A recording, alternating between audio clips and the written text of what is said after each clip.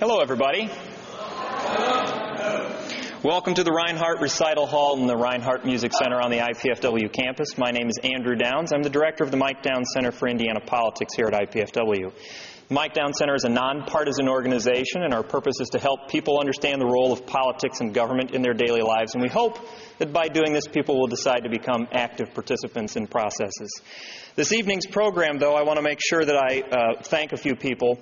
It was made possible with the generous support of people like Lorraine Davis, Carson Boxberger Attorneys, Tom and Rita O'Neill, Graham and Mary Richard, Mark Olmschneider, and Georgia Rallstadt Olmschneider. Please give them a round of applause.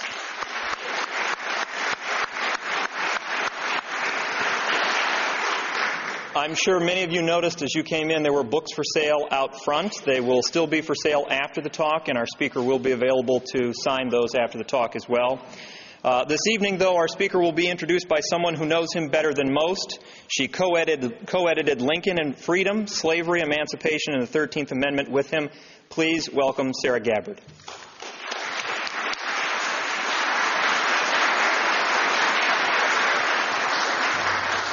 Good evening. Hi, Tony. Harold Holzer is the Superman of the Lincoln world. During his day job, he's Senior Vice President for External Affairs at the Metropolitan Museum of Art. Then he finds a phone booth somewhere, I guess in the Central Park area, and turns in to one of the premier Lincoln scholars today. The worst thing about introducing him is that it's really hard to keep track of the number of books he's written and edited. But as of 45 minutes ago, he has edited or written 35 books on Abraham Lincoln. He's a great author and a great editor, and those two things require two different skill sets. He's a frequent speaker at events such as this and on C-SPAN and other networks. However, many Lincoln scholars are great authors and speakers. What puts Harold Holzer apart is his generous work for Lincoln-related organizations throughout the country. He gives untiringly of his time and effort. I'll just mention two. He was chairman of the Federal Abraham Lincoln Bicentennial Commission, and he's a co-founder of the Lincoln Forum. So he gives to the community itself so very much, and I ask you to welcome my friend Harold Holzer.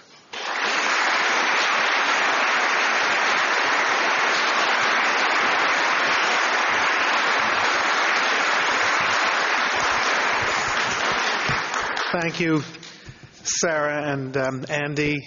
It's great. Oh, look at that. That's beautiful. This is my first time in this room, so even today I haven't seen it. It's quite a beautiful room. Thank you all for coming on this sort of a rainy evening to talk about Lincoln. But I don't feel too sorry for you because some people were asking me if I've ever been to Fort Wayne before. This is about my 20th trip, I think. And the first time I came was on a particularly stormy night that I guess you folks here remember as the blizzard of 78. It's true. I was here with an 82-year-old photographer and my wife and our 3-year-old daughter. We all flew in on the last big propeller plane that came out of Chicago that night. They weren't, and foolishly they said, "Are there any older people or children here?" And we rushed forward because there were 4 planes backed up, and idiotically got on this plane for a really bumpy ride. And then, of course, we couldn't even get into the museum the next day because nobody came to work. But I have to say before I start that it's sort of a bittersweet return for me to Fort Wayne. Those of you who may have seen the little story in the Fort Wayne paper today know that I'm here, delighted to be back, but very much am aware that this is the first time in 30 years that I've been here that the Lincoln Museum wasn't part of my visit and the magnet for my visit. it's a painful thing to come back. I know you're suffering more pain than I am, but I assure you that, for all these years of public speaking and doing interviews and art exhibitions and research, that combination, that magical combination of material that's available and also extraordinary relics and documents and graphics that are nearby to inspire you is irreplaceable. And bravo for keeping the material in, some of it in Fort Wayne and the rest in Indianapolis. You've kept all of it in Indiana with your great proposals. But it's a little painful, and I'm very cheered to see in the audience my fellow commissioner on the Lincoln Bicentennial Commission and someone who has been a host to me and so generous over the years in helping me strut my stuff and do my research. And I just want you all to recognize Joan Flynn Spy, who's here.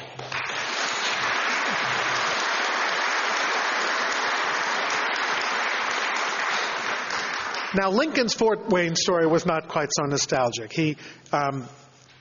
And the extraordinary thing is that the Lincoln Life people wrote to Robert Lincoln so many years ago and said, may we name the company for you on the basis of his very brief time in Fort Wayne. I don't know if you all know the story. Lincoln was on the way to the Cooper Union address to my town, New York City, to make his first Eastern political talk. And just as he's ready to go, and he's got this enormous responsibility, enormous challenge, great burden, 1,100-mile journey facing him, just as he's about to leave, his wife not only packs a picnic hamper with sandwiches and knits him a woolen hat to wear on the cold train, but she also says, I have a surprise for you, another surprise.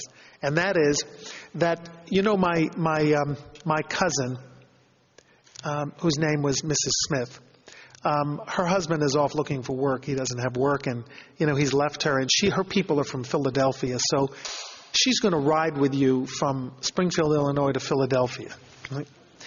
As well as her 2-year-old son Dudley.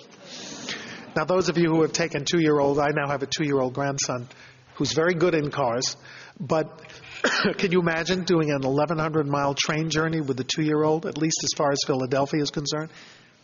So it was quite a challenge. And Lincoln gets to Fort Wayne with this family, and the Fort Wayne newspaper writes, Mr. Lincoln has just come through town. He is not looking too well, and he is with a woman who calls herself Mrs. Smith.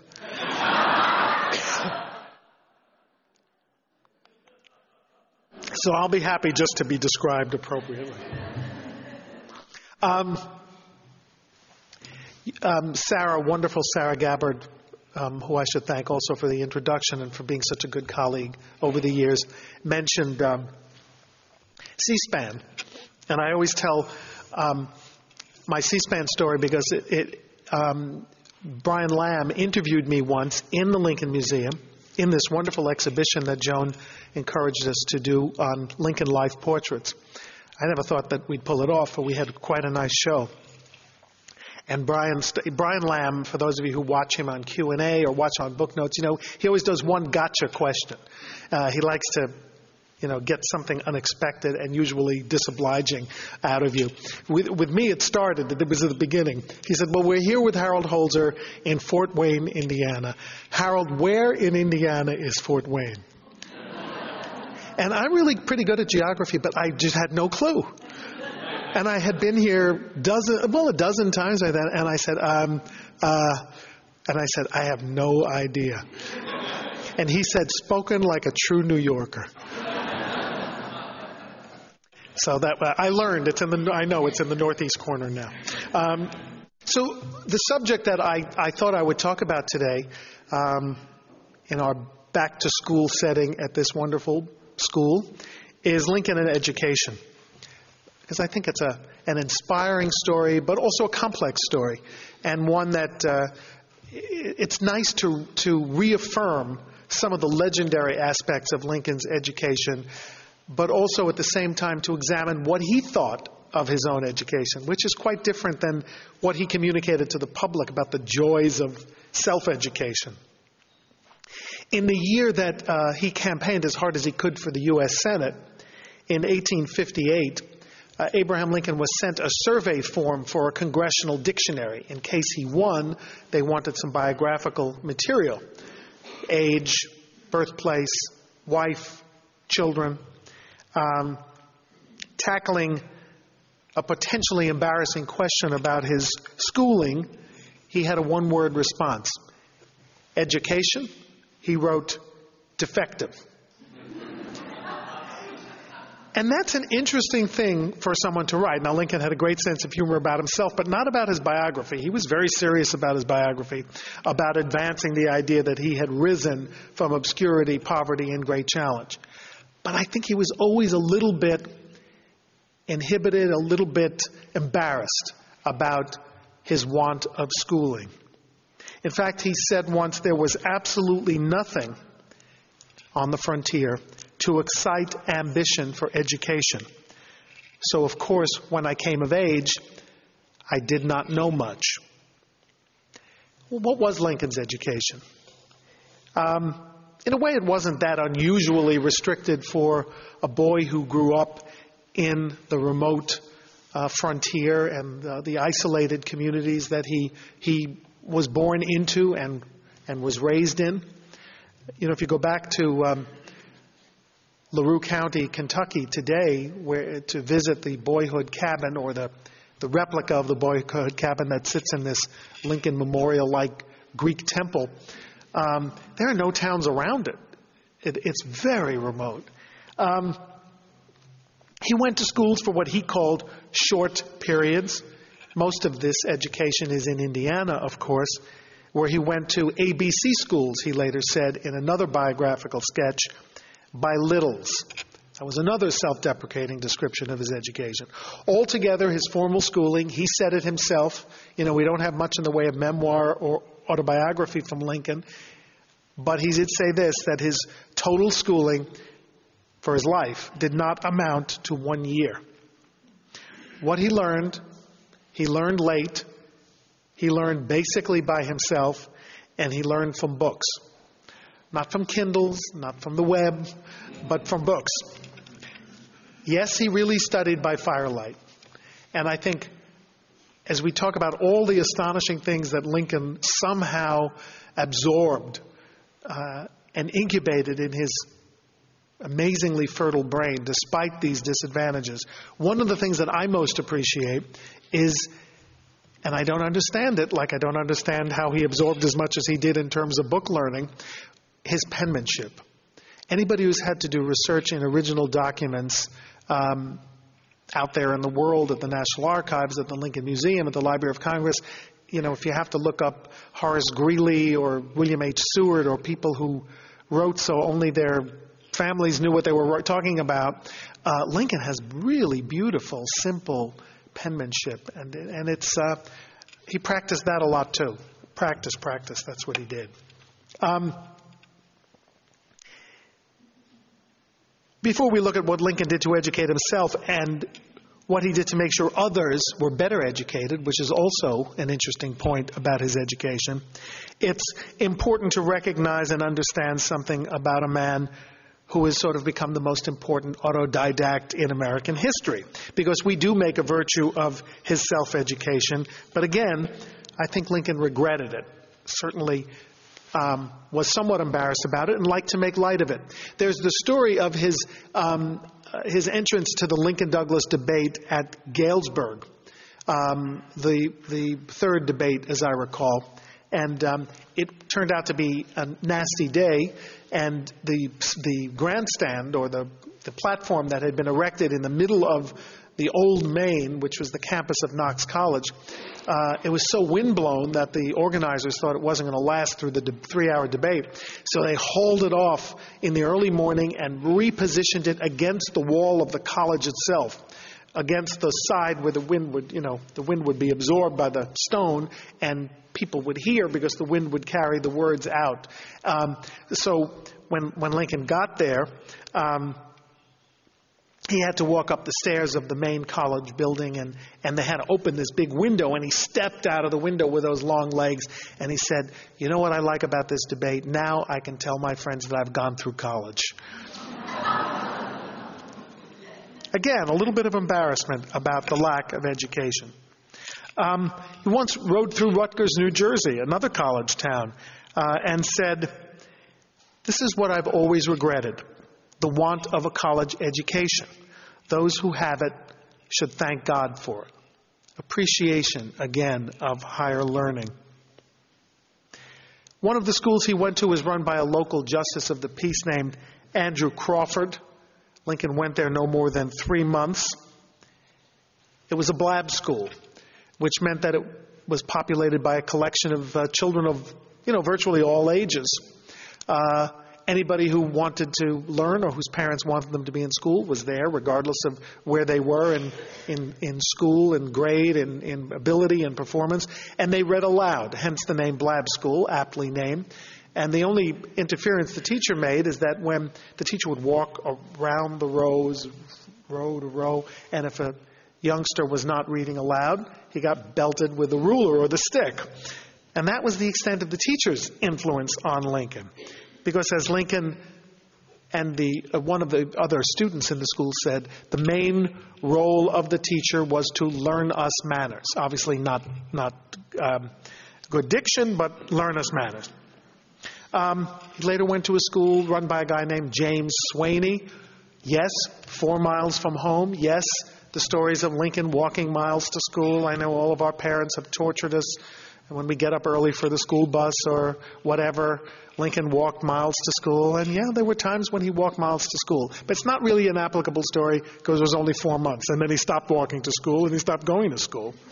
Because these schools, whether run by Swaney or Azel Dorsey or these other teachers, they were all itinerant teachers. They were like itinerant preachers. They would come, or actors. They would come to town, spend a few months in a locality, and teach the children. And then they would move on to another town and leave the children to go back to their chores. Often they would come in the winter when there was the least amount of farm work that these children were expected to contribute to performing. So it was a very haphazard thing.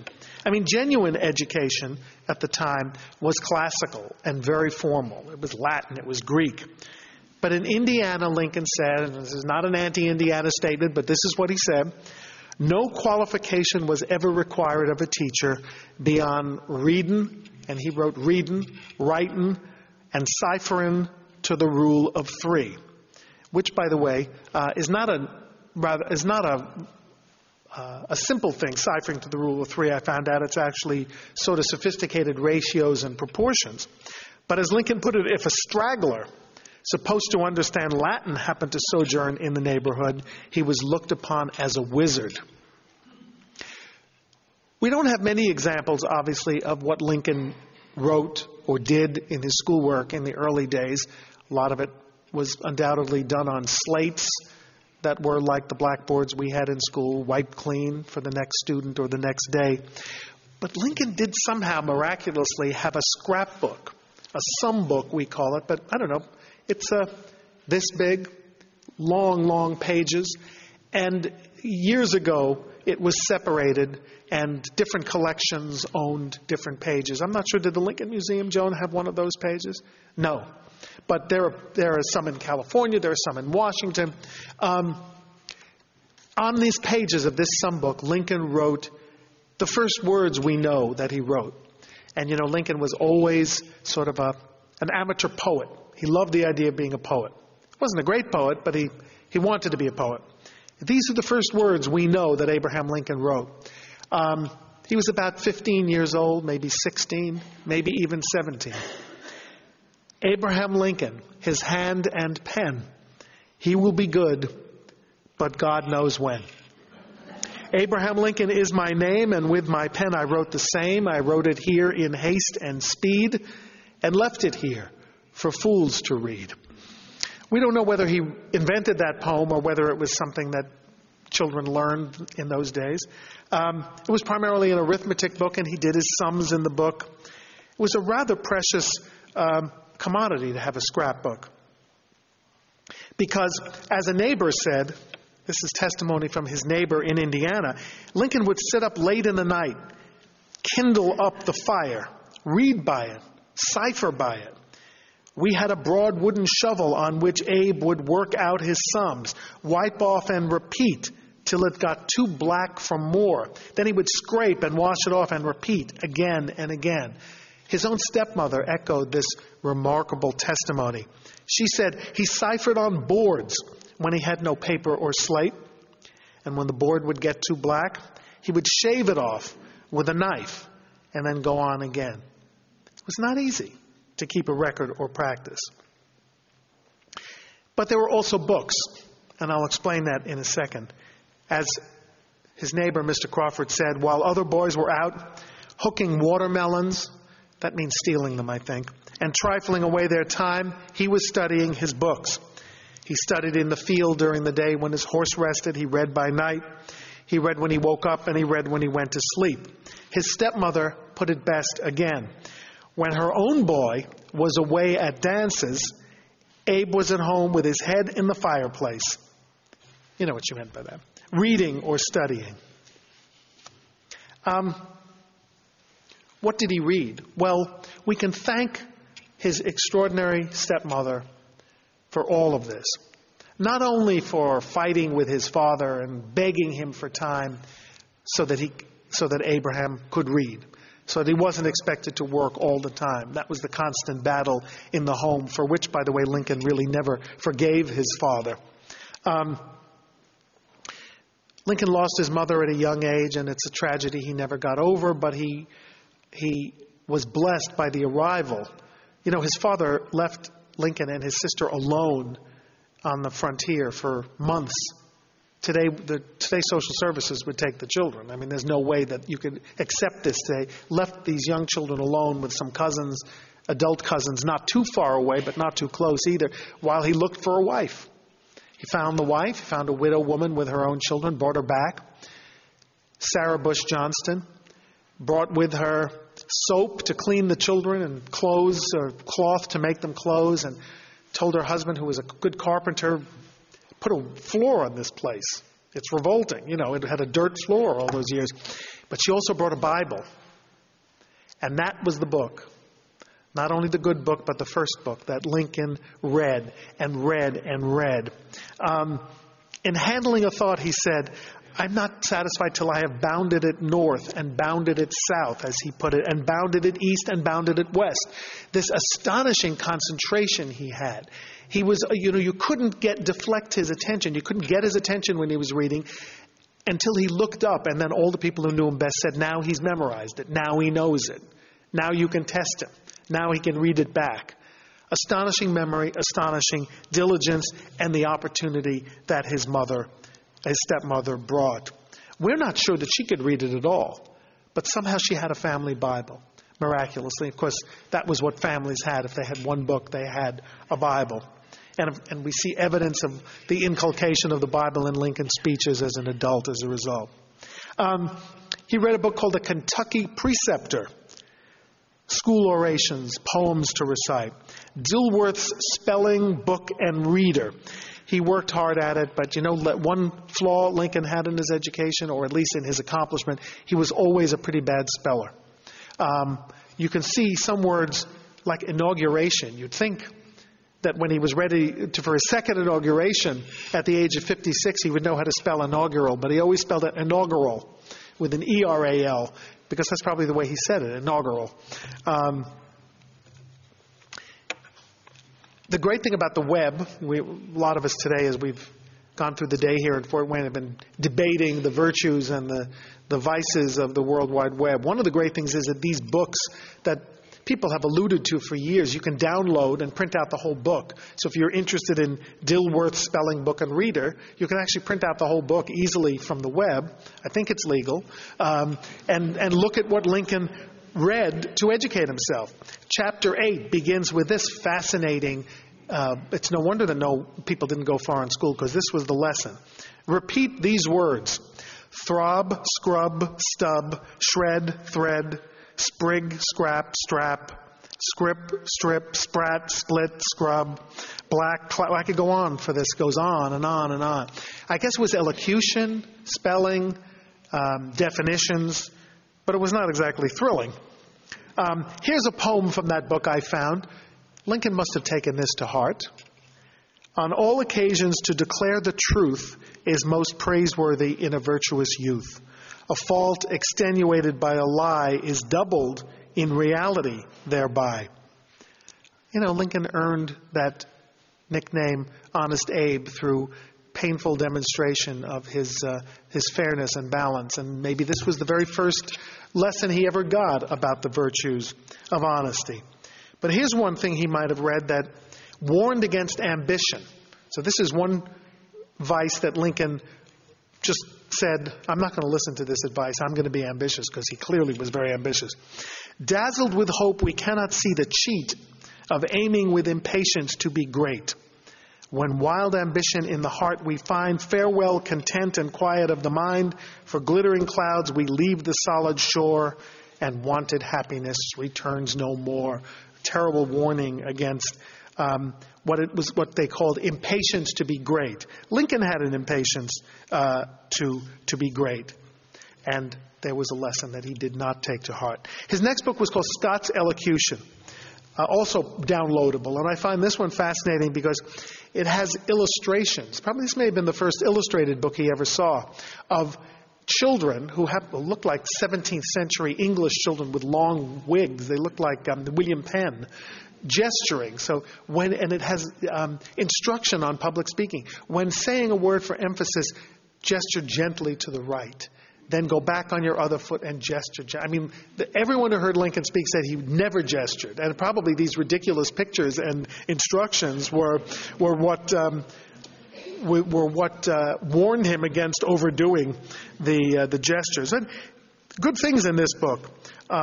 Aesop's Fables, the story of Hercules, character-building pieces like sincerity, modesty, docility, industry, and application, proper employment of time. These are things Lincoln did take to heart. And here, in this book, is where he first encountered his all-time favorite, William Shakespeare. This is the book that had the soliloquies that he memorized as a young man and remained in his memory, so that at age 56, a week and a half before he died, he would ask people on a boat going back from the front to Washington, would you like to hear me recite from Shakespeare? And they say, what are they going to do? They're on a boat. There's no escape.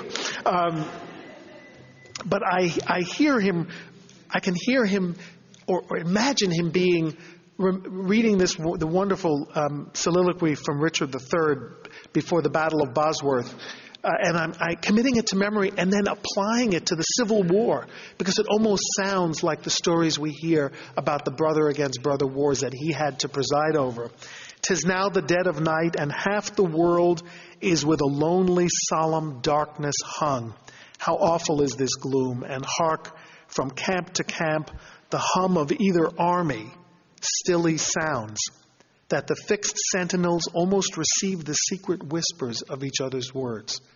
You hear stories like that about the war, that armies were sometimes camped so close that they could hear the sentinels only a few feet away. This is where he developed his love, not of the to be or not to be soliloquy, but the oh my offense is rank soliloquy by the murderer of the king. Always been strange that Lincoln preferred that. We know he did because he wrote that to a famous Shakespearean actor. The actor was so excited to get a letter from the president that he published it in the press. And then all the newspapers attacked Lincoln for being an ignoramus about Shakespeare. How could anybody think that this soliloquy was better? He read Pilgrim's Progress, Robinson Crusoe, more and more books. He was hungry for books, said Dennis Hanks, his cousin, reading everything he could lay his hands on. He was a constant and stubborn reader, his father having sometimes to slash him for neglecting his work through reading. Again, he associates reading with his mother, lack of opportunity with his father. There's a great story about Lincoln and a book. It was Parson Weems' Life of Washington, a corny book, you might say. It's the book that launched the legend of the chopping down of the cherry tree and other Washington legends. But the legend about Lincoln and that book is true. And I'm sure you've heard it, but you may not know it was this particular book. This is the book that Lincoln borrowed from the farmer Josiah Crawford. Happily scrambled up to his loft bed and read it at night, but it rained in. This all happened in Indiana. It rained that night, and rained in not only on Lincoln, but on the book. When he woke up the next morning, it was all swollen with water. And he sheepishly brought it back to the farmer, and the farmer said, "I'm not accepting it. You're going to have to work this off. This is an expensive book. It cost a couple of dollars." So Lincoln worked for a couple of weeks pulling corn blades at 25 cents a day and paid for the damaged book. Now, he never forgave Crawford for doing, because, Lincoln he liked to work, but he didn't like field work. But he got the book. And as I'll mention a little bit later tonight, it's a book that stayed with him. And it stayed with him not only for the stories about the cherry tree and the silver dollar thrown across the Potomac. It stayed with him because of the ideas in the book. Out of all of this reading came not just the legend of diligence, but a philosophy. Work and determination as the pathways to opportunity. And opportunity as the key to the American dream, of the promise that Lincoln articulated so beautifully later, that every American has an equal chance in the race of life. Or as he told on a regiment of soldiers in 1864, that any children in America could come to live in this big white house as my father's child has. He continued for years as an adult in what his law partner called hard learning, what we would call lifelong learning or life learning. He never stopped. He claimed he never read history, but he seemed to know a lot of history, so I don't believe some of that. He said he had no faith in biography, but of course Parson Weems' book was one of the most influential books he ever read. He read poetry as a thing of pleasure, his colleagues said, except for Shakespeare, which he read with almost religious diligence. He read Edgar Allan Poe because it was gloomy. He read Robert Burns because it was funny. And as his partner said, by 1860 he was an educated man, more than we know. In New Salem, Illinois, he decided, astonishingly, to study law after finding no personal reward or gratification from being a postmaster or a surveyor or the thought of being a blacksmith, which entered his mind. So he just decided to study law. With no law school, just books. At age 23, he said he couldn't succeed at the law without the basic education. But he met his future wife's cousin, John Todd Stewart, who told him what books to read. And as he put it later, examining the books is the best way to a law education. This is his response to someone who asked him, "How do I get to be a lawyer?" years later when he was rather successful. "The mode is very simple," Lincoln wrote, "though laborious and tedious. Get the books and read and study them carefully. Begin with Blackstone's commentaries and then read it twice. Then take up Chitty's pleading, Greenleaf's evidence, and Story's equity in succession. Work, work, work is the main thing." Lincoln was actually elected to the legislature to make laws before he was licensed to practice law. He was continuing this self-education, this legal education, when he was elected to his first political office. And there, writing his first platform for office, he wrote something that is repeated by educators and politicians to this very day. "Upon the subject of education, not presuming to dictate any plan or system, respecting it, I can only say that I view it as the most important subject which we as a people can be engaged in. I desire to see a time when education, and through education, morality, sobriety, enterprise, and industry," that's right out of his grammar books, by the way, "shall become much more general than at present. And I should be gratified to have it in my power to contribute something to the advancement of any measure which might have a tendency to accelerate it." The truth is, as a legislator, he didn't exactly do very much for education. He was consumed with the issue of what we would call infrastructure development today, a word that's become almost controversial, public works, economic development, education actually dwindled. So we can't, we quote that phrase a lot, but he actually, when push came to shove, he didn't do that much for education, I'm afraid, except in the area of licensing teachers. That was a pioneering effort that Lincoln did sponsor. When he returned to the political trail in the 1850s, Lincoln found that there was a nice political advantage to the story of self-education, and he stressed it. Drafting a campaign biography, he put it this way. It has a hint of sort of corniness here, and you can hear him inflating his story by deflating his story. After he was 23, he's writing about himself in the third person, and had separated from his father, he studied English grammar. Imperfectly, of course, but at least, so to speak, and write as well as he does now. Lincoln spoke and wrote better than anybody, so he's being a little self-deprecating. He's gilding the lily a little bit. He regrets his want of education and does what he can to supply the want. So it's an understatement bordering on the disingenuous. No one who wrote as he could be dismissive of the sources that had inspired him, the cadences of the Bible and Shakespeare, which are so evident in his own work. Now, he was never an anti-intellectual, but there was a bit of the anti-intellectual to some of these campaign statements. I'm not a master of language, he said in the Lincoln-Douglas debates. I'm not capable of entering into a disposition upon dialectics like Senator Douglas. Of course he could, like with the best of them.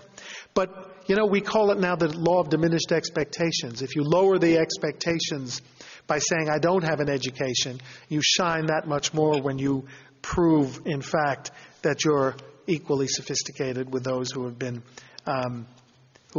brilliantly educated. And of course, it was at a college in New York City, Cooper Union, a brand new college, and rather an interesting egalitarian school. It was created for the laboring classes. It had night classes. It educated men and women. It had a public library. It was a very unusual school for 1859. And when Lincoln was ready to speak there, although he didn't know he was speaking in that precise spot when he began his work, he did enormous research.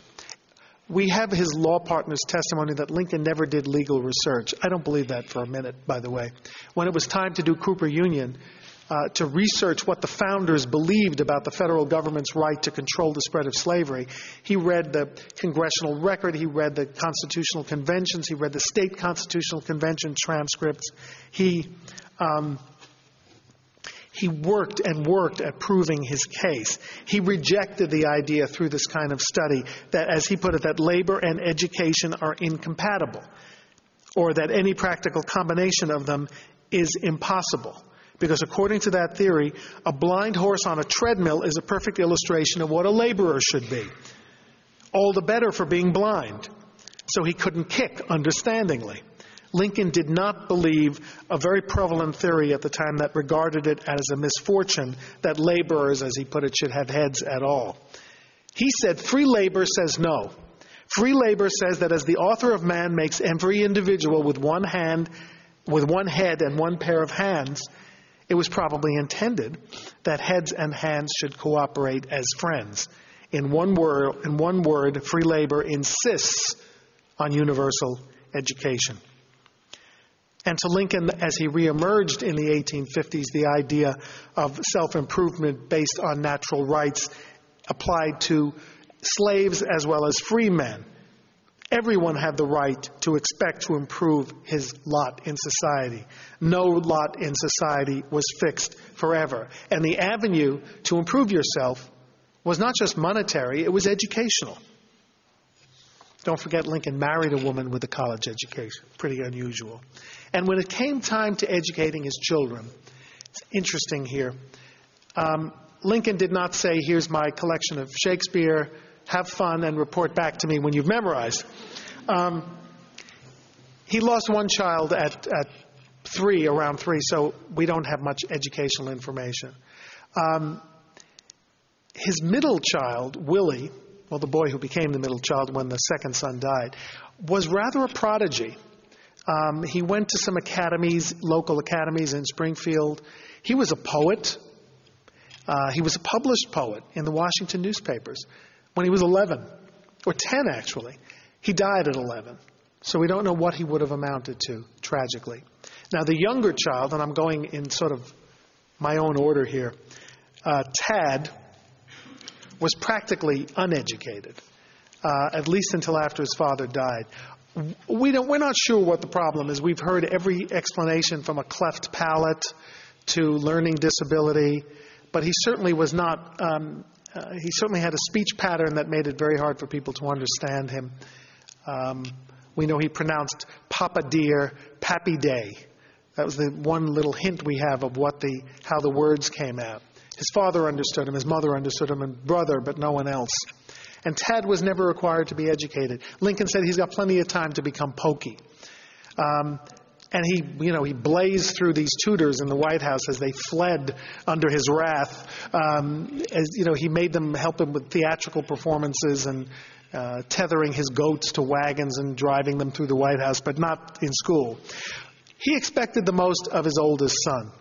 I guess that's a mistake or a sin or just a habit that parents sometimes have still. And Lincoln had a very peculiar relationship with his oldest son. I've never quite been able to figure it out. The truth is he really never said anything nice about him. And it's sad because he had such a strained relationship with his own father. He was so close to the little ones, but not to Robert, his firstborn. In fact, he wrote to a friend that Robert he was afraid he was one of these rare, ripe children, the kind that blossom at their peak when they're 4 or 5 years old and then sort of dwindle after that. Lincoln did make sure that Robert was not left to his own devices. And here we see what Lincoln really wanted for not only his children, but the children of America. He sent Robert to an academy. It was called the University of Illinois, but it wasn't the University of Illinois. And from there, he took the Harvard entrance exams and failed. So Lincoln sent him to prep school, to Phillips Exeter Academy, which still exists. And then expected him to spend a year prepping to take the Harvard exams again. We know that he insisted on it because when his best buddy, Robert's best buddy, George Latham, failed also, Lincoln wrote George a letter of encouragement, surely using the same words he had used to his own son, perhaps in a letter that Robert destroyed. It is a certain truth you can enter and graduate at Harvard, and having made the attempt, you must succeed in it. Must is the word. In your temporary failure, there's no evidence that you may not be a better scholar and a more successful man in the struggle of life than many others who have entered the college more easily. George took the test again, and he failed again. But he did go to Yale, so that's... when I tell this story in New Haven, it goes over very well. Bob went to Harvard. He got in on a second chance. He wasn't exactly a shining light. I mean, he was in Harvard, which is great. And he had very tough courses. I've looked at the course load. Greek and Latin and lots of math courses that I did really badly in college, so I'm filled with admiration. But you know that Lincoln got 2 letters during the Civil War from 2 different presidents of Harvard complaining that Robert was slacking, smoking, carousing. Well, I wish we had the copies of the letters that Lincoln sent back to Robert, saying, why are you bothering me with this? I've got enough on my plate, or whatever they said in those days. But Robert destroyed all of these wonderful letters that would have opened windows onto their relationship and onto his views of education. Robert got the best education, I think, when he got to accompany Lincoln from Springfield to Washington as one of his aides and assistants, even though he messed up in Indianapolis. That's where Robert got distracted by the local girls and by wine, even though he was only 17 years old. More slack drinking age requirements, no IDs. And Lincoln went to him at the end of this really boring dinner in Indianapolis at the hotel and said, okay, I'd like my inaugural address now because I want to work on it. And Robert said, well, I don't know where it is. And his father said, this is in front of a big dinner. You don't know where it is. Don't you remember? I gave it to you and I said, guard it with your life. Lincoln was seen racing down the stairs, vaulting over the front desk with those long legs in one leap, and then people saw these bags flying. All these stacked briefcases were flying as he went searching, because he hadn't saved his inaugural address on his hard drive or on a floppy. This was it. And then he gave it to Robert. On this inaugural trip, though, he found it and gave it back to Robert. Lincoln was good at teaching object lessons. Now you keep it, he said. People overheard him say that, and Robert did from that moment. So he gets to Trenton, New Jersey. And that's where he tells the state legislature something that reveals his thoughts about that book that I mentioned before. May I be pardoned if upon this occasion I mention that way back in my childhood, the earliest days of my being able to read, I got hold of a small book, such a one as few of you younger members have ever seen, Weems' Life of Washington. And I remember all the accounts there given of the battlefields and struggles for the liberty of the country. And you all know, for you've all been boys, how these early impressions last longer than any others. I recollect thinking then, boy, even though I was, that there must have been something more than common that these men struggled for, something that held out a great promise to all the people of the world for all time to come. Education, self-education, had morphed into inspiration, and now into the basis for that core belief that the Union was worth saving. The experiment in democracy, described perfectly in a childhood book, as he put it, in accordance with the original idea for which that struggle was made. And Lincoln said, I shall be exceedingly happy if I shall be a humble instrument in the hands of the Almighty and of this, his almost chosen people, meaning America, for perpetuating the object of the great struggle. Even as a boy, or at least as an adult, thinking back to his boyhood reading, he knew that this book was not just about cherry trees and silver dollars and battles just for the glory of battles. It was about the central idea of democracy and opportunity. And this out of a book that he borrowed, damaged, paid for, and had the opportunity to study and read from and treasure. Did Lincoln live up to the promise of education as a stepping stone for participation in democracy? Yes, to the degree he could. As a legislator, he unfortunately faced a state that was almost bankrupt, so there was not much money to appropriate for education, as I mentioned.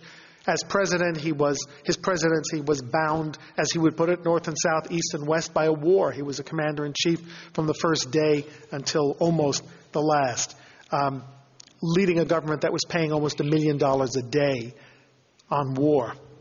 But contributed a great deal, I think, by saving a country that made universal aspiration possible, that could validate his own story, and thus, by inspiration and example, make other Lincoln stories possible. By signing the Moral Act, our Lincoln Bicentennial Commission is going to be hosting a Moral Act celebration and conference at UI in the next couple of weeks. Creating land-grant colleges, the foundations of the state university systems today. Beleaguered as they are financially, they are still the great gateways to self-improvement. By promoting education of freed slaves as their best chance, as their right for future advancement. You know, in his final speech, Lincoln spoke about extending the vote to educated African Americans, especially those who fought in our ranks. And whenever I engage in the debate of whether Lincoln was a sincere liberator or not, I remind people that when he said those words, John Wilkes Booth was in the audience that heard them and said that means Negro citizenship, and he didn't use the word Negro, as you can imagine. That's the last speech he'll ever make. And 3 days later, he shot him. In a sense, Lincoln died for ending the war by expressing the future of a biracial society and a society open to participation and education. What Lincoln said once about his hero, Henry Clay, he might as well have been saying about himself. That's why I like this quote.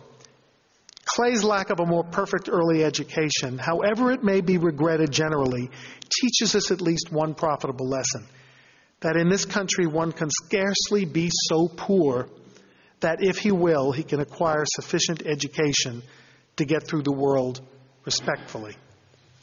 As Lincoln told his law partner once, universal education should go along with and accompany the universal ballot in America.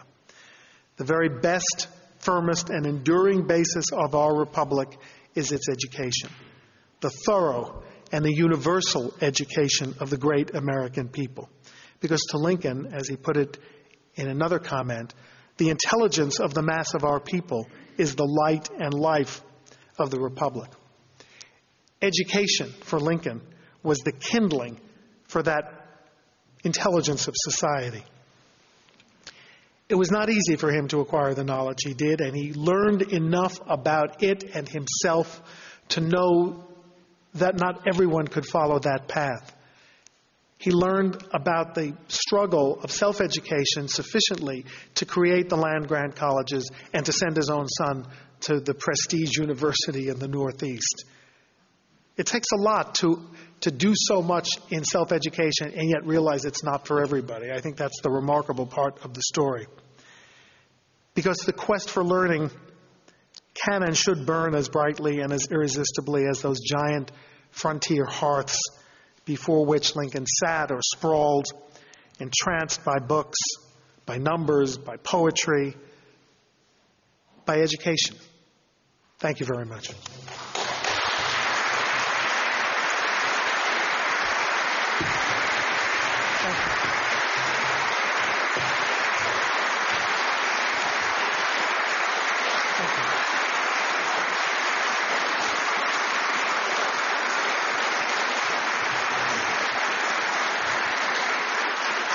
I'm standing here not to milk the applause, which is really nice, and I appreciate it, but because I was told, even though I've used most of the hour, that we could have some time for questions, which I'd love to. Tony, I knew you'd be first. Go ahead. Where Robert Todd went to school at? He went to 3 different academies in Springfield, Illinois, and then to Phillips Exeter and Harvard Law School for 1 semester. And then when his father died, he decided his mother couldn't be on her own. So interestingly, maybe ironically, he went back to Chicago with her and practiced law, studied law out of a law office, the way his father had. Sure. Yes, sir. Would you speculate as to what our republic would be like if Lincoln had not been assassinated? Oh, that's a good question. Did you all hear the question? What would our republic be like? I'm repeating it so I can buy time and think of a good answer. Well, it's a great what if, and historians are always those who will engage in it. There are a lot of historians who won't talk about it because it's counterfactual, it's speculative. There's no way to know. You can't prove anything out of non-existent evidence. But violating all of those principles, here's my personal view.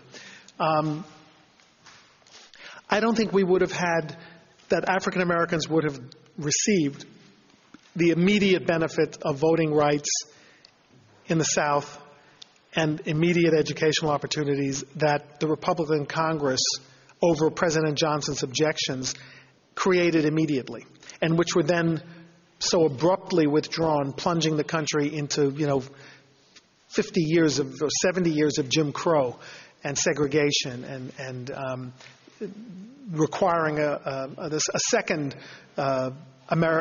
or third, if you're counting the first American Revolution as the first and the Civil War as the second, another American Revolution, the Civil Rights Movement of the 60s.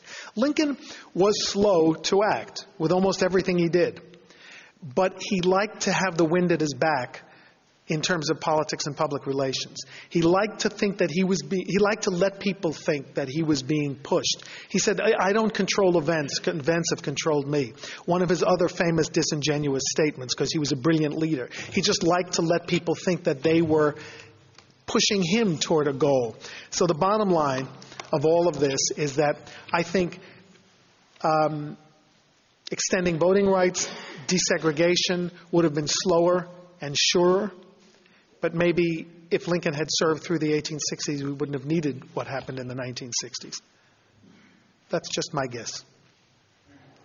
Yes, sir. Do you have a comment on his political education, considering his kind of slashing political writing, anonymous and so on in the 40s and 50s, and how what made him go the next step. Well, it is true that Lincoln was a slash-and-burn politician in his early incarnation. Look, what was his education, you ask, and it's a good question. The only public speaking he heard was visiting politicians and preachers. And their ideas of entertaining and entrancing audiences was to, first of all, to speak for a very long time, and also to be either inspiring or humorous or both. And Lincoln was a tease. He was tough on his opponents, and some historians criticize him now for it. But it was very much the style. It was very much the vogue, and he got a reputation as a very entertaining and witty speaker.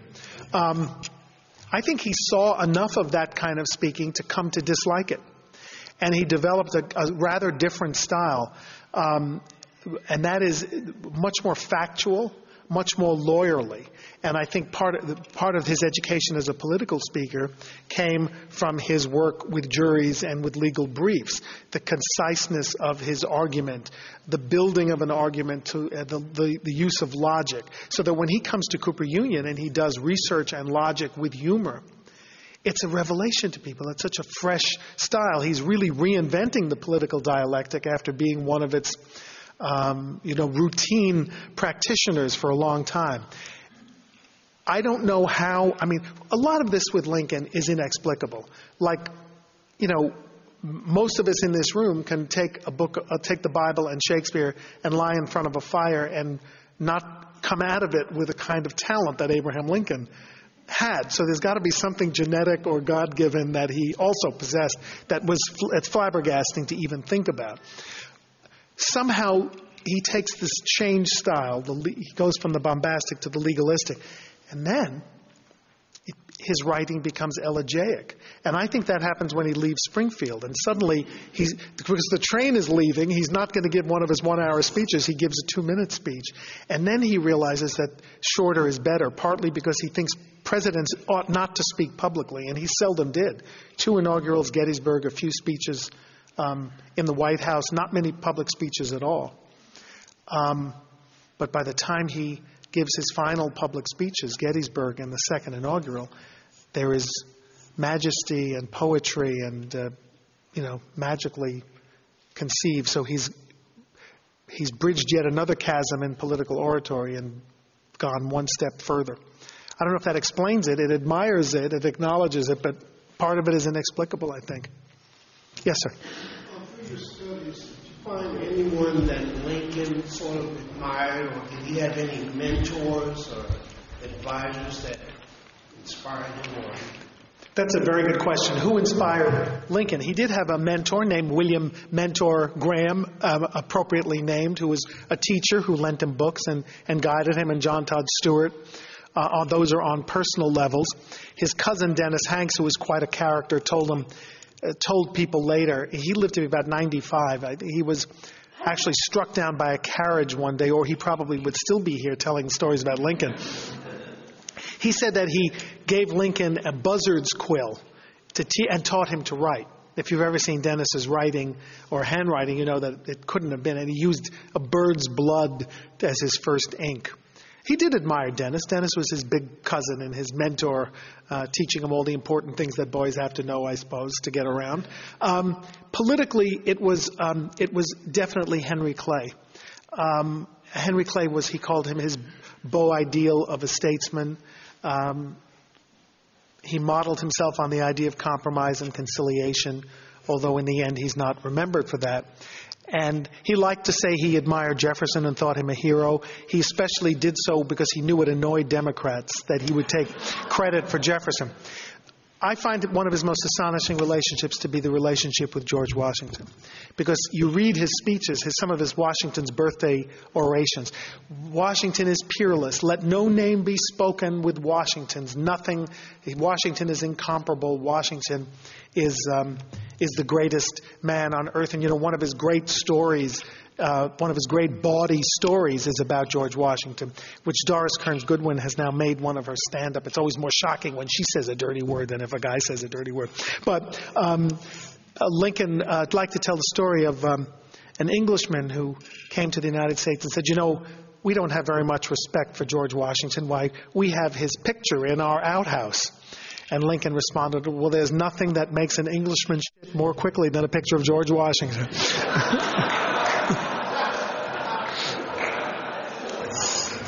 With all of this reverence, in that speech at Springfield that I mentioned, Lincoln said the most astonishing thing, and I try to talk about it in my book, Lincoln President-Elect, because I think people don't recognize it the way they should, because it was a breathtaking thing to say. He said, I have a task before me greater than that which rested upon Washington. That was pretty audacious. He not only compared himself to Washington after all those years of saying that Washington was peerless, he said Washington had it easier than I did.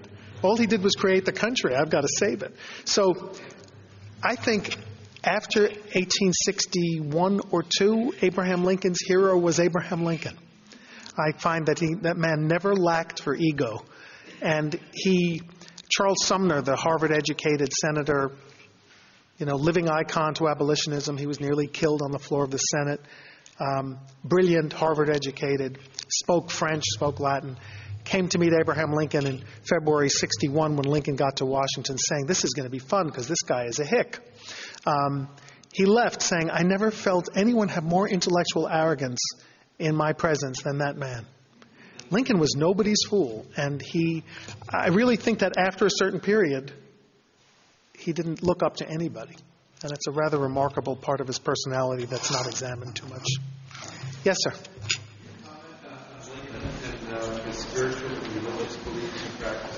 Yes, Lincoln and his spiritual beliefs and practices. Another mystery, another enigma that people battle about all the time. One argument that people make that I'm not qualified to talk about is whether he was a true Christian. Because if you read his speeches, he talks about a divinity, but he talks about the Father, but he rarely talks about the Son and the Holy Ghost. He's more of an Old Testament guy, although there was certainly New Testament, house divided against itself, a lot of New Testament things in his speeches as well. What changes in Lincoln's views of religion, first of all, he's a guy who has faced charges that he's a non-believer because he didn't join a church, never joined a church. When he ran in his first race for Congress, he went to hear his Democratic opponent give a speech, who happened to be a minister, Reverend Peter Cartwright. And Peter Cartwright said to a crowd like this, I want all of you who think they're going to hell to stand up, and 4 or 5 people stood up. I want all of you who think you're going to heaven to stand up, and everybody else in the crowd stood up, and it was like a revival rally. And he looked in the audience, and there's Abraham Lincoln sitting there with his top hat, and he hasn't stood up. And he looks at him and he says, Mr. Lincoln, I can't help but notice that you don't think you're going to hell and you don't think you're going to heaven. May I inquire as to where you think you're going? And he said, Reverend Cartwright, if it's all the same to you, I'm going to Congress. So he could be pretty flip about it. When he becomes a great believer in the will of God, in destiny, in that God's will prevails. He writes these very deeply felt memos. He shares them with a Quaker minister, a woman named Eliza Gurney, who has an interesting lineage. I have to mention this to those of you. This was a really hot topic to talk about a few years ago when her descendants were famous television actresses. But I don't know if we remember them now because they're not exactly working. One of them is named Ashley Williams, and the other one was in Father of the Bride with Steve Martin. Now, this is off the topic, but if you remember those movies and Father of the Bride 2, she was the bride.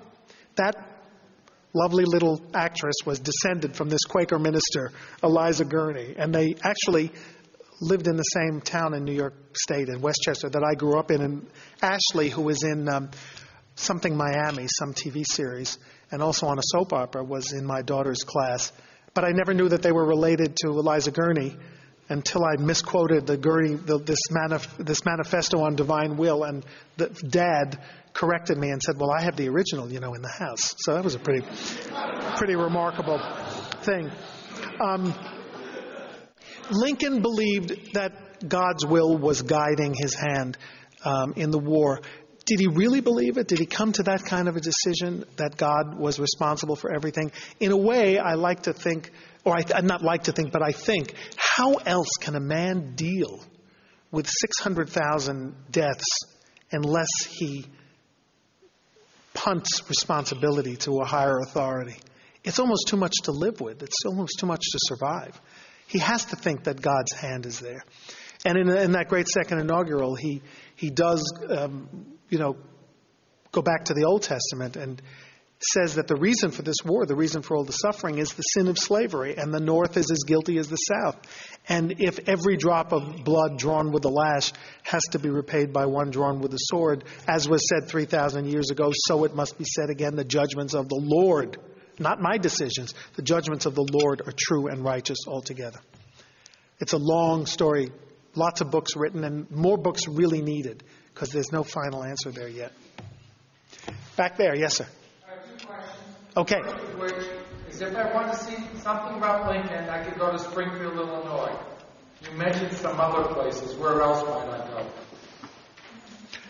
Well, I guess now you have to go, when the display is up, to the Indiana History Museum in Indianapolis. Is that? Indiana State Museum. I'll get it right. It can be hard to relearn 30 years of coming to the Lincoln Museum. That's the problem. To see the great relics. I'll tell you, I was there, Joan. I was there a few weeks ago to speak, and it was really startling because I walked into the room and there was a display and I said, I know that chair. That's from Fort Wayne. And, it's got lots of credits of the Lincoln Life. I guess it's called the Lincoln Foundation collection now. It made my heart skip a beat, and then it made me sad, but then I'm glad it's somewhere and all of that. So that'll be a place to go to. You have to go to Washington in the end. Well, the Smithsonian takes down the shows and they don't leave a lot of stuff up. Library of Congress always has good things up. The Ford's Theater has now rebuilt its museum. I haven't seen it yet. I've been to the new Ford's Theater, which is wonderful.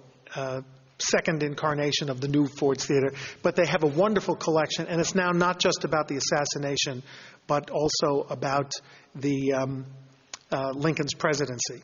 There's a wonderful new place in Washington, the Soldier's Home, which was Lincoln's summer residence, his Camp David, if you will.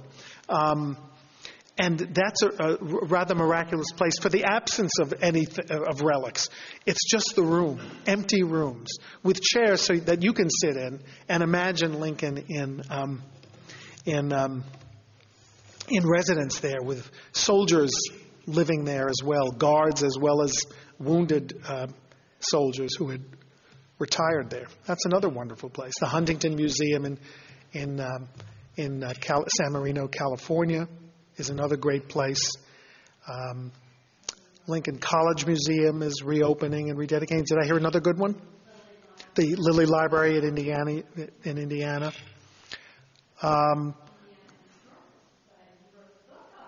Oh yeah, that one. Across the street, the Indiana Historical Society, which has a great graphics collection now, gathered by a Hoosier named Jack Smith, who sold it to the Indiana. And, of course, Chicago Historical has a great one. Okay, here's a shameless plug. Now, it's only good from October until March. But next week, we're opening an exhibition that I was the guest historian, or I guess I'm called chief historian of, even though I work for a museum across the park, at the New York Historical Society. It's called Lincoln and New York. There's also a catalog that you can feel free to buy. I don't make any money from it, so it's a good plug. And we're going to make the shameless declaration that Lincoln was not only made it in New York, but that New York made Abraham Lincoln what he was today. It's what I call the candor and ebb theory of history. From New York, New York, if you can make it here, you can make it anywhere. But it's got some great, great artifacts and letters and documents and paintings that I never thought we'd succeed in borrowing. So it's really going to be staggering. Anyone? Yes, sir, back there. Could you comment on Lincoln's efforts to educate himself about military tactics? Oh, that's a good question. Lincoln's efforts to... Well, here's another inexplicable thing. Abraham Lincoln comes to Washington. and raises 75,000 militia in April, and is soon the commander-in-chief of the greatest army, the largest army in the history of the world. Not just of the country, but of the world. Expected to understand when to keep generals, dismiss generals, order strategy, let them strategize. He goes to the Library of Congress and he gets books on military strategy. And I suppose he bounds them east, north, south, and west. How else do you explain that this man understood such things after a while? I mean, after a big mess for a couple of years, he understood that the object of military strategy should not be to conquer cities, even though General McClellan dreamed of riding down the great boulevard of Richmond, Virginia, waving a flag. It was to destroy armies, not to capture cities. That's the conclusion he came to through his own reading and study. How did he understand joint operations? Nobody understood that. He got the Army and Navy, who never worked together, to work together under General Grant in the West and then again in the East. Joint operations was a radical thing. How do you explain that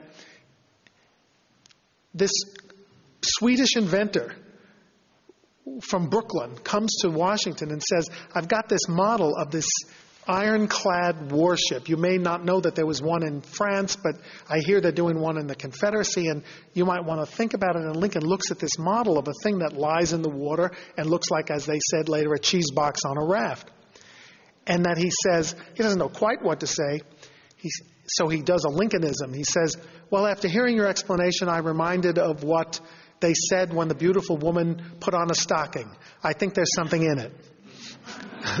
Not even sure what it means, and it certainly diverted everybody, but they went on and authorized the construction of the Monitor so that it arrives at Hampton Roads just on the day that after the Virginia has sunk most of the wooden navy of the United States Navy in the most devastating attack until Pearl Harbor, the worst losses for the United States Navy.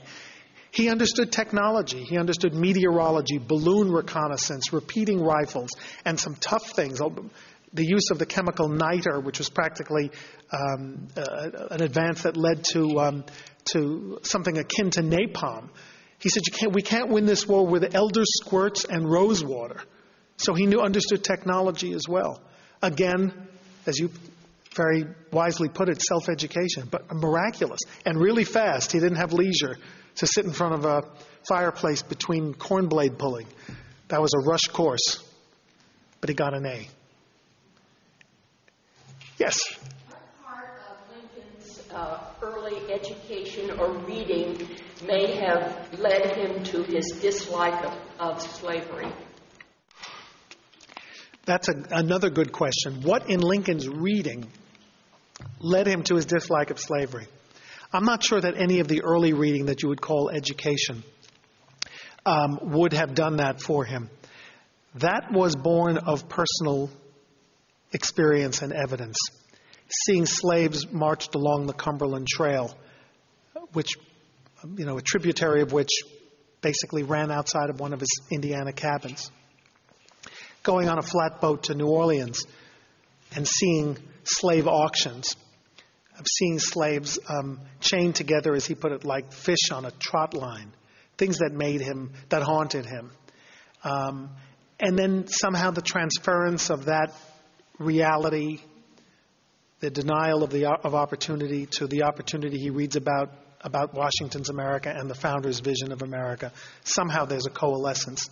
But I think that Lincoln's views of slavery are created more out of that and out of political speeches and newspapers. And Lincoln was a voracious newspaper reader, too. That was certainly part of his education. When he was a postmaster in New Salem, there wasn't a subscriber to a newspaper in town that ever got an unused, unread newspaper. The postmaster got to them first. Yes?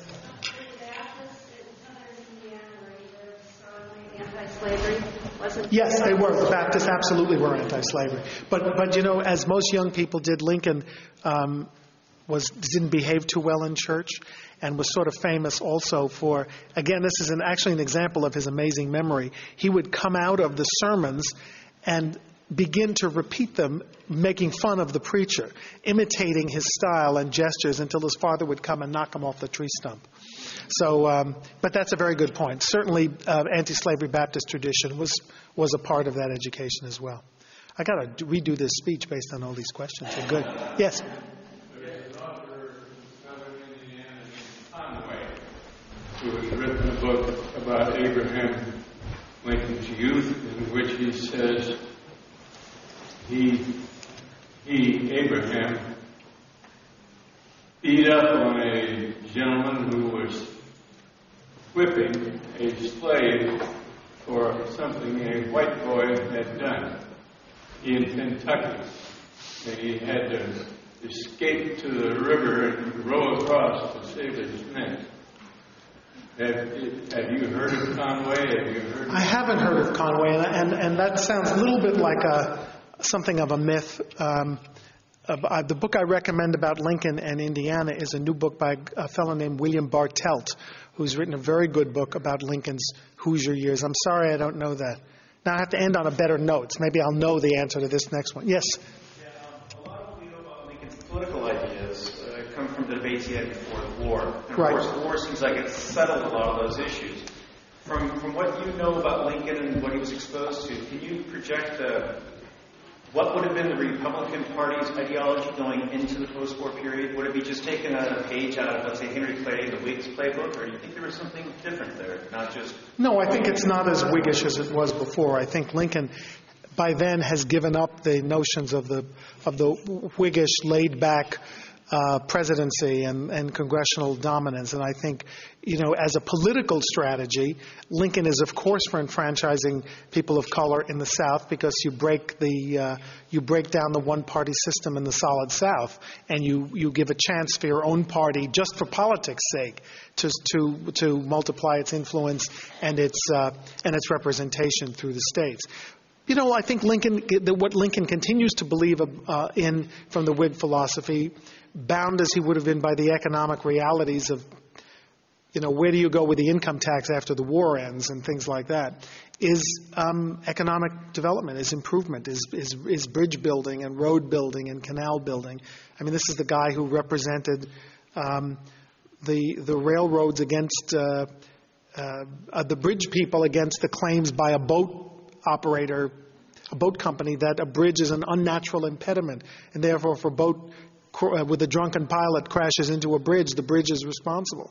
So, he's all for unnatural development, and I think that's a part of it. I don't think he's going to be a Theodore Roosevelt Republican. Some of us may be watching Ken Burns' latest opus with all those beautiful vistas of the national parks. I think Lincoln was still a guy who thought that trees should be cut down and used to build corduroy roads and things like that. So it's development, it's executive authority, I think, and it may be taxation, continued taxation, and again, education, and spreading Republican politics about opportunity into uncharted areas. Yes, sir. You might say the education or the influence that women had on his life. He was engaged several times, and someone he was apparently engaged or loved, and she died. A lot of influence there. Well, again, absolutely the influence of women, and I start with his stepmother, who had this beautiful quote that I'm not going to get exactly right, but something like, "His mind and mine, what little I had, seemed to run in the same channels." It's a beautifully modest and loving appreciation of the fact that she felt she understood him and was able to encourage him. She's the one who holds off the father who's demanding that he do his work. We villainize and demonize Thomas Lincoln, but you have to remember that farm families usually had 9 or 10 children because they expected infant mortality and they needed people to help on the farm. Lincoln's the only boy in this family. Then there's a stepbrother who's extremely lazy, by the way. So poor Thomas, he needs the help. So I feel for him as well. But Sarah, his stepmother, is one. In terms of education, I don't think that any of the the women that he may or may not have been engaged to or pursued, like Anne Rutledge or Mary Owens, were particularly influential. But when he finally chose his mate, he chose someone who had gone to a women's college, who knew how to speak French. I can only imagine how she spoke French, but she claimed she spoke French, who loved to read. Look at all the books that Mary Lincoln checked out of the Library of Congress during her days.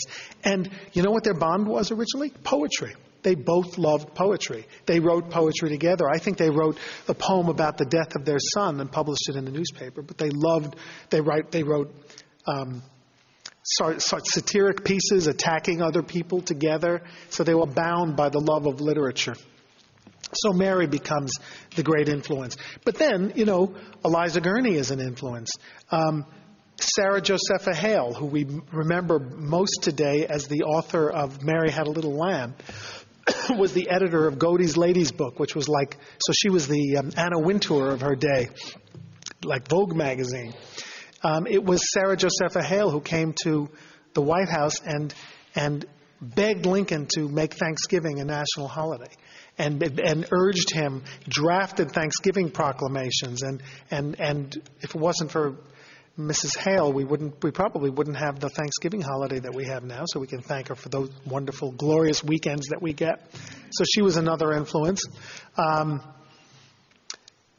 people say that the empty chair in the painting of Lincoln writing the Emancipation Proclamation is a silent tribute to a woman pamphleteer who once asked Lincoln for $10,000 for writing a loyal pamphlet, Anna Ella Carroll, but I don't think that's true. He met Sojourner Truth, but she wasn't too thrilled with him because he called her auntie, and she didn't like that. So it's an interesting story. And I'm getting lots of book ideas here from this crowd. I think I'll do one more because I've kept you all. So if there's one more. Yes, in the back, someone who hasn't asked. Do you think Uncle Tom's Cabin had an influence on him? Did Uncle Tom's Cabin have an influence? That's a good place to end because it goes back to Lincoln's education. He told people he never read a novel, which I don't think is true. But I'm not sure he read Uncle Tom. When he met Harry Beecher Stowe, he said, so this is the little woman who made this great big war. But if you go back again to the only reliable sources we have, is that what people say he read, or the Library of Congress. What did Lincoln take out of the Library of Congress? He took out a practically unknown book called, I don't remember the exact title. I recommend it for people who are students of Uncle Tom's Cabin. It's an underbook that Stowe published in response to criticism that she was making up all these stories of horror. And so it was a book of sources, actual testimony and witness accounts of the degradation and the cruelty of slavery. I think it was called The Key to Uncle Tom's Cabin. That's the book that Lincoln read. But I'm not sure he read the novel, which was the big bestseller of its day, like that book that we're seeing in all the airports now, about the Capitol being a source of mystery. Dan Brown. She was the Dan Brown of his day. Well, thank you all very much. You've been very kind and patient.